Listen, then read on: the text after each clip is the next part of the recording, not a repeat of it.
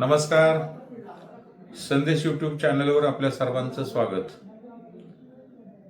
शिंदे बंधूंनी माढा आणि करमाळा या दोन तालुक्यामध्ये स्वतंत्र असा राजकीय पॅटर्न उभा केला आणि या पॅटर्नला मिळालेलं यश इतकं ठळक ठरलं की दोन्ही तालुक्यातील विद्यमान आमदारांना, विशेषतः राष्ट्रवादी काँग्रेस शरद पवार गटाच्या आमदारांना मोठा धक्का बसलेला आपल्याला स्पष्ट दिसून आला. या पॅटर्नचा केवळ निवडणूक जिंकण्यासाठीच नव्हता, तर तो शिंदे बंधूंच्या राजकीय पुनरागमनाचा आणि त्यांच्या अनुभवावर आधारित बेरजेच्या राजकारणाचा ठोस नमुना दिसून आला. शिंदे बंधूंच्या अलीकडच्या राजकीय प्रवासाकडे जर आपण पाहिलं तर यापूर्वी त्यांना काही कालावधीपासून पराभवाचा सामना करावा लागला आहे. विशेषतः लोकसभा निवडणुकीतही त्यांचे जे काही उमेदवार होते, रणजितसिंह नाईक निंबाळकर यांना पराभव पत्करावा लागला आणि तिथं त्यांच्या विरोधातील शरद पवार गटाचे धैर्यशील मोहिते पाटील हे खासदार झाले. त्यानंतर विधानसभा निवडणुकीत माढा विधानसभा मतदारसंघातून माजी आमदार बबनदादा शिंदे यांचे सुपुत्र रणजितसिंह शिंदे हे निवडणुकीच्या रिंगणात उतरले, पण त्यांनाही शरद पवार गटाचे उमेदवार अभिजित पाटील यांनी पराभूत केले. तर करमाळा विधानसभा मतदारसंघामध्ये स्वतः संजय मामा शिंदे उभे होते आणि त्यांनाही शरद पवार पक्षाचे उमेदवार नारायणबा पाटील यांनी पराभूत केले. आता म्हणजे त्यानंतर झालेल्या नगरपालिका निवडणुकीत जर पाहिलं तर आदिनाथ सहकारी साखर कारखान्याच्या निवडणुकीत पण आपण पाहिलं तर संजय मामा शिंदे गटांना पराभव सहन करावा लागला. नगर परिषद निवडणुकीमध्ये त्यांना पराभव सहन करावा लागला. माढा तालुक्यातील म्हणजे कुर्डवाडी नगर परिषदेमध्ये पण त्यांना पाहिजे ते यश मिळालं नव्हतं. त्यामुळे आता फक्त आणि फक्त जिल्हा परिषद आणि पंचायत समिती या निवडणुकीमधून सत्ता स्थानामध्ये येण्यासाठी शिंदे बंधूंची, विशेषतः माजी आमदार संजय मामा शिंदे यांची जी काही एक राजकीय दृष्टी होती ती फार महत्वाची ठरलेली आहे आणि त्यासाठी त्यांनी निश्चितच धोरण आखलं आणि त्या धोरणानुसार म्हणजे माढा तालुक्यामध्ये त्यांनी बेरजेच्या राजकारणाचा प्रारंभ केला. आता तिथं काय झालं की संजय मामा शिंदे, रणजितसिंह शिंदे म्हणजे संजय मामा शिंदे हे राष्ट्रवादी काँग्रेस, रणजितसिंह शिंदे हे भाजपा आणि मग त्याच्यासोबत जे आले त्यांचे ते दादासाहेब साठे असतील, शिवाजीराव सावंत असतील, या चौघांनी एकत्र येऊन ही जिल्हा परिषद पंचायत समितीची निवडणुकीची युती केलेली लढण्याचा निर्णय घेतला. आता माढा तालुक्यातला निर्णय झाल्यानंतर करमाळा तालुक्यामध्ये पण हाच पॅटर्न संजय मामांनी राबवला.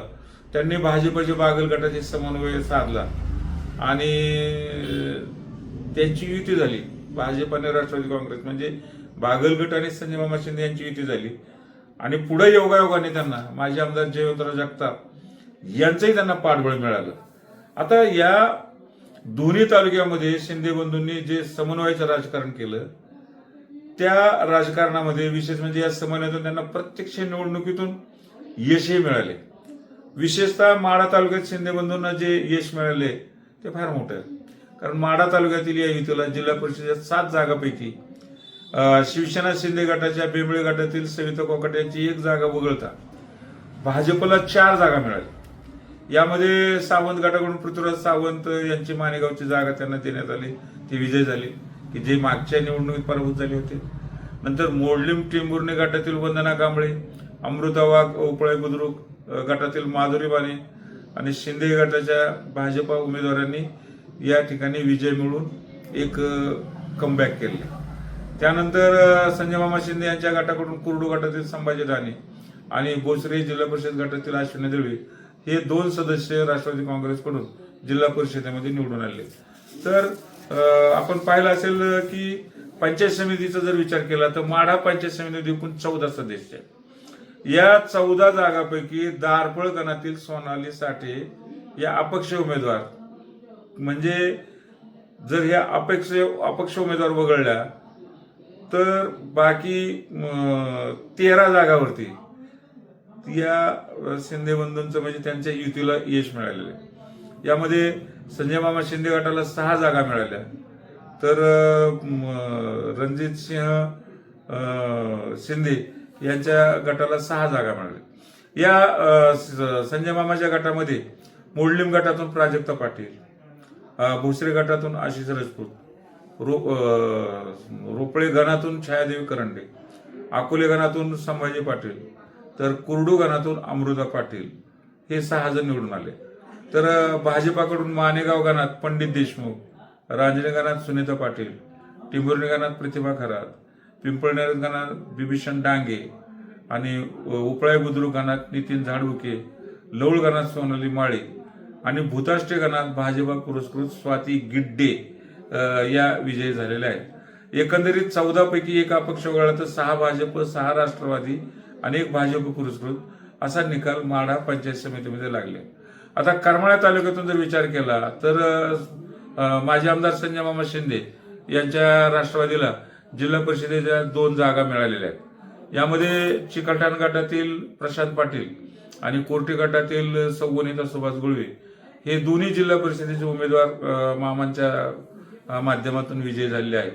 तर पंचायत समितीमध्ये करमाळा तालुक्यातून संजय मामा शिंदे यांच्या गटाला 4 गण मिळाले. त्यामध्ये हिसरे गणातून भरत विठ्ठल अवताडे, चिकलठाण गणातून वनमाला चंद्रकांत सरडे, केतूर गणातून ॲडव्होकेट अजित विघ्ने आणि साडे गणातून दशरथ घाडगे यांचा समावेश आहे. याशिवाय भाजपचे 4 पंचायत समिती सदस्य आणि जिल्हा परिषद 2 सदस्य निवडून आले. म्हणजेच करमाळा तालुक्यातून या युतीला जिल्हा परिषदेचे 4 तर पंचायत समितीचे जिल्हा परिषदेचे 4 आणि पंचायत समितीचे 8 असे गण मिळाले आहेत. आणि या करमाळा तालुक्यामध्ये त्यांना बहुमत मिळालेले. म्हणजे या दोन्ही तालुक्यामध्ये जे काही शिंदे बंधूंनी, विशेषतः माजी आमदार संजय मामा शिंदे यांनी समन्वयाचं आणि युतीचं जे राजकारण केलं त्याचा थेट फटका दोन्ही विद्यमान आमदाराला बसलेला आहे. माढा तालुक्यातील आमदार अभिजित पाटील यांना या युतीचा मोठा फटका बसला असून त्यांना माढा तालुक्यातून यश हासिल करता आलं नाही. करमाळा तालुक्यातील आमदार नारायणआबा पाटील यांना फटका बसला असला तरी त्यांनी मात्र जिल्हा परिषदेचे 2 गट आणि पंचायत समितीच्या 4 गणांमध्ये यश मिळवलेलं आहे. एकंदरीत शिंदे बंधूंनी अत्यंत कल्पकतेनं बेरजेचं राजकारण राबवत माढा आणि करमाळा असा स्वतंत्र पॅटर्न उभा केला. सुरुवातीला माढ्यात युती केली, त्यानंतर करमाळ्यात युती केली आणि त्या युतीच्या माध्यमातून दोन्ही तालुक्यामध्ये त्यांनी स्वतःचं पुनरागमन तर घडून आणलंच, परंतु राजकारणात गरज पडल्यास कुठं माघार घ्यावी लागते, कुठं ताठरता घ्यावी लागते, हीच भूमिका माजी आमदार संजय मामा शिंदे यांनी स्वीकारली आणि त्यांच्या या धोरणाच्या प्रयत्नाला अपेक्षित यश मिळालं. आणि हा माढा करमाळा पॅटर्न जो आहे तो खऱ्या अर्थानं जिल्ह्यात निश्चितच प्रसिद्ध झालेला आहे आणि अनुकरणीय सुद्धा ठरलेला आहे. आणि त्यामुळं संजय मामा शिंदे यांचं दूरदृष्टीचं किंवा राजकारणातील सूक्ष्म नजर काय आहे ती या निवडणुकीच्या निकालातून स्पष्ट झालेली आहे. नमस्कार.